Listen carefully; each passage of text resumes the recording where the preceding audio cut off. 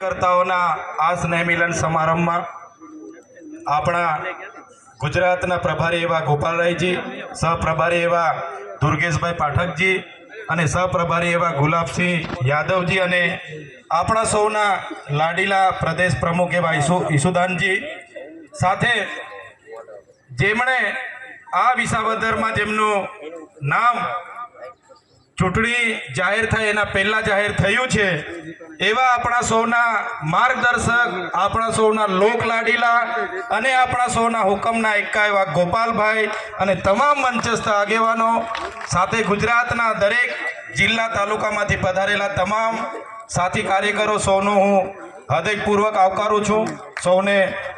સૌને મારા નમન કરું છું. સાથીઓ,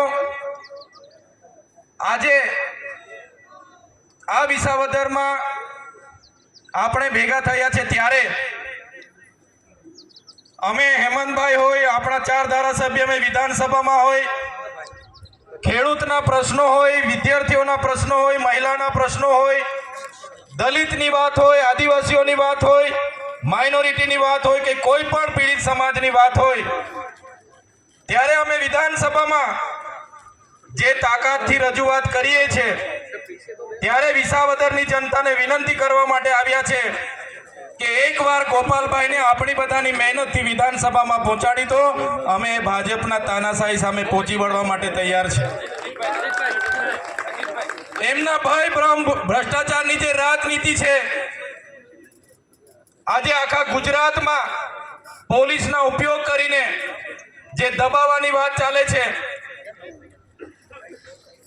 જે એમને ખેડૂતોને રીસર્વેના નામે જમીનો પચા પાડવાની વાત ચાલે છે, મગફળી કૌભાંડની વાત હોય, ડાંગર કૌભાંડની વાત હોય, નકલી કચેરીની વાત હોય, નકલી અદાલતોની વાત હોય, નકલી IAS IPS ની વાત હોય, તમામ મોરચે આજે અમે માત્ર 4 ધારાસભ્ય છે પણ વિધાનસભામાં આખા સરકાર સામે અમે ઝૂક્યા વગર લડીએ છીએ. ત્યારે આપણા ગોપાલભાઈને એકવાર આપણે વિધાનસભામાં પહોંચાડી દઈશું. એ દિવસે આ ભાજપના સરકારને પણ આપણે છઠ્ઠીનું દૂધ યાદ અવડાવી દઈશું.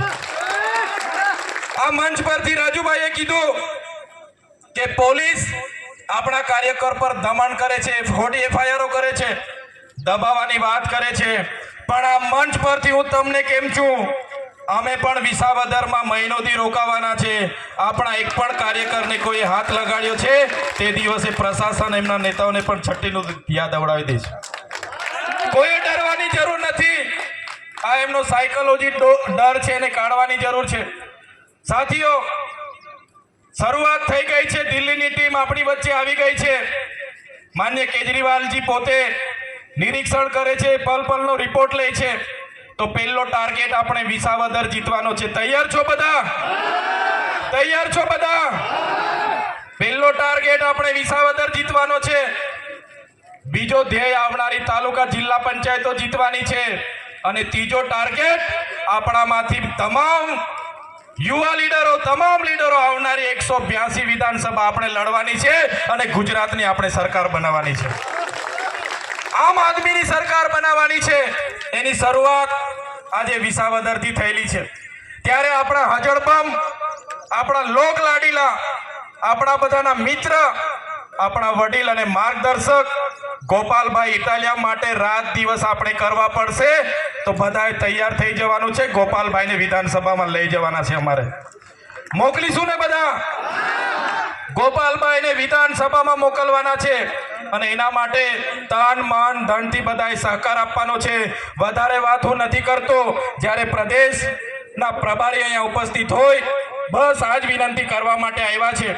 તમામ કાર્યકર્તાઓ, તમારાથી જે પણ મદદ થાય આ ચૂંટણીમાં ગોપાલભાઈને વિધાનસભામાં મોકલવા માટે તન મન ધન અને સમય બધાએ આપવાનો છે. ધન્યવાદ.